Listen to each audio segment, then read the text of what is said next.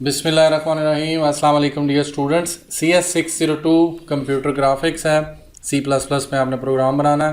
15 इसकी last date है, 16 को भी आप जमा करवा सकते हैं, एक्सटेंडेड डे होगा।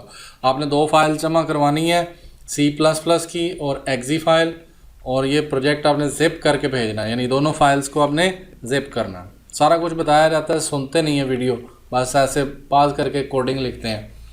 और ये आपके सामने रिक्वायरमेंट है, यूज़र इनपुट करेगा, calculate the percentage of marks 100 for each subject, और फिर आपने वो पाई चार्ट ड्रा करना है और display your student ID at the title bar of the graphical window. तो ये आपने करना है।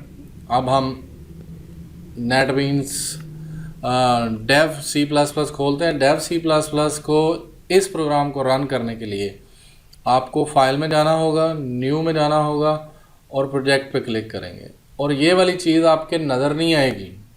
क्यों नहीं आएगी? आपने कुछ फाइल्स हैं जो आपको रिक्वायर्ड है, वो ये वाली फाइल्स हैं ग्राफिक्स इन डेव C++। ये 5 फाइल्स हैं, 1, 2 और ये अगली 3। ये दोनों फाइल्स आपने एक अलग फोल्डर में रखनी है, ये हेडर फाइल अलग में रखनी है और ये लिब फाइल। चलते हैं, इनको रखते हैं। इन दोनों को कॉपी करना है। कॉपी करने के बाद आपने आ जाना है प्रोग्राम फाइल्स में, डेव C++ में और टेम्पलेट्स में। यहाँ पे आके आपने इसको पेस्ट कर देना है। ये यहाँ पे पेस्ट कर देना है, आपकी जान छूट जाएगी।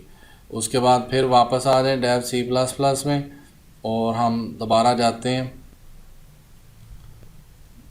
और ग्राफिक्स में, और यहाँ पे हेडर फाइल्स, दोनों हेडर फाइल्स जो विन है और ग्राफिक्स है, इनको कॉपी कर लिया। कॉपी करने के बाद ला के रखना है डेव C++ के अंदर, और min GW,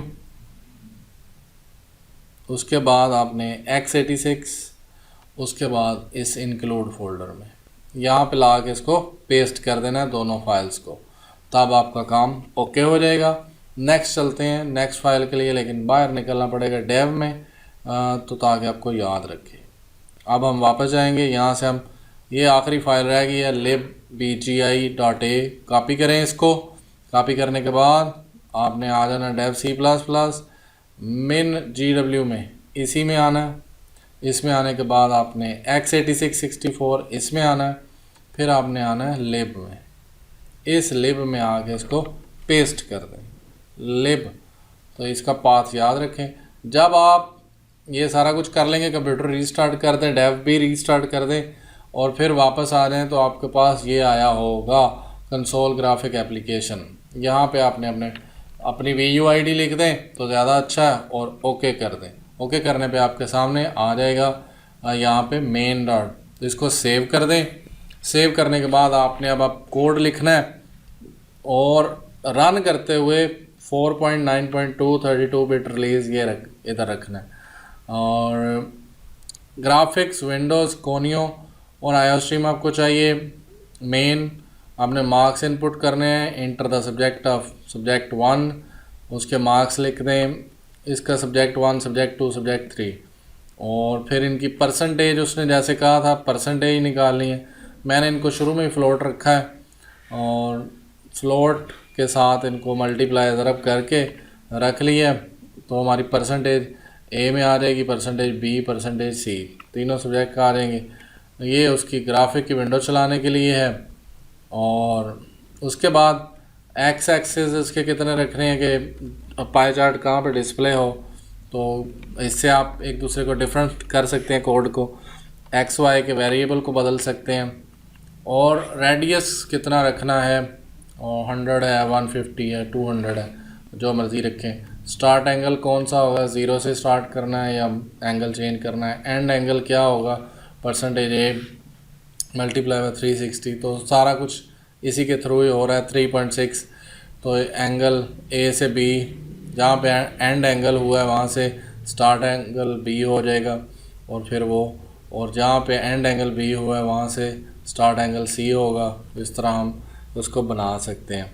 अब हमने उसको फिल करवाना है, तो start fill style, solid fill, colour बताएंगे येलो पहले सब्जेक्ट का, दूसरे का रेड, तीसरे का वाइट। आप कोई भी रख सकते हैं, कैपिटल में नाम रखिएगा।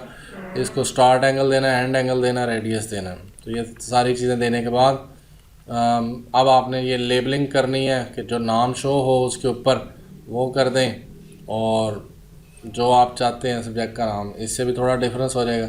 ये सेट कंसोल टाइटल, जो नाम लिखना है आपने टाइटल बार पे जो उसने रिक्वायरमेंट में कहा हुआ है, और गेट सी एच रोकने के लिए है, क्लोज ग्राफ, ये विंडो जो है उसको बंद करने के लिए रिटर्न 0, 61 लाइन का कोड है। इसको हम रन करते हैं। रन करते ही हमें पता चलना चाहिए कि क्या ये सही है, क्या ये जो एरर आ रहे हैं डेप्रिकेशंस के हैं, मतलब कुछ फंक्शन जो हमने यूज़ किए हैं वो ओल्ड वन है, वो न्यू नहीं है। तो ये चीज़ हमने देखनी है। बिल्ड हो गया, अब हम इसको रन करते हैं और इसके अंदर हम अपनी वैल्यू लिखते हैं। 88 मैंने फर्स्ट वैल्यू लिखी है।